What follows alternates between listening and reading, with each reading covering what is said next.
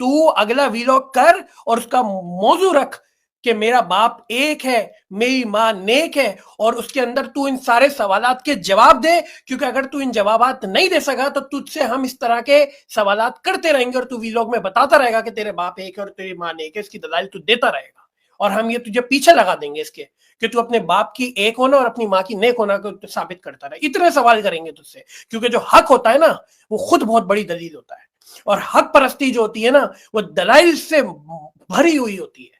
جو جھوٹا ہوتا ہے نا وہ پکڑا جاتا ہے. جیسے تو پکڑا گیا، تو نے کہا 82 کے اندر میں نے ٹارچر سیل دیکھ دی، 82 میں تو الو کے پٹے تھے ہی نہیں، ایم کیو نہیں تھی، ایم کیو 82 میں ٹارچر سیل تو جس زمانے کی آئی ایس آئی کا کتا بنا ہوا ہے، اس زمانے کے جو الزامات ہے اس کو تو بریگیڈیئر امتیاز نے آ کے خود رد کیا ہے تمہارے دوسرے باپ نے. تو اگر تیرا باپ ایک ہے، تیری ماں نیک ہے، تو تجھے یہ ثابت کرنا پڑے گا. کہانیاں گھڑنے کی بات آئے گی تو کہانیاں تیرے محلے سے بھی بہت آ رہی ہیں، تیرے گاؤں سے بھی بہت آ رہی ہیں، تیرے شہروں سے بھی آ رہی ہیں. اگر ہر کہانی کو سامنے رکھا جائے تو ہر کہانی میں تیرا کوئی اور ہی باپ ہے.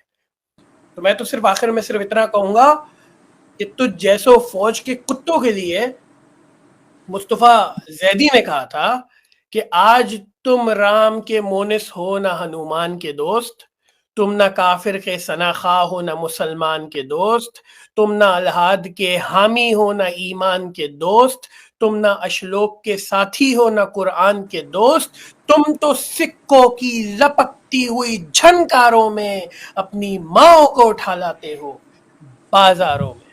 بہت شکریہ. جی الطاف حسین، جی الطاف حسین، جی الطاف حسین. سدا جی ہے، سدا جی ہے.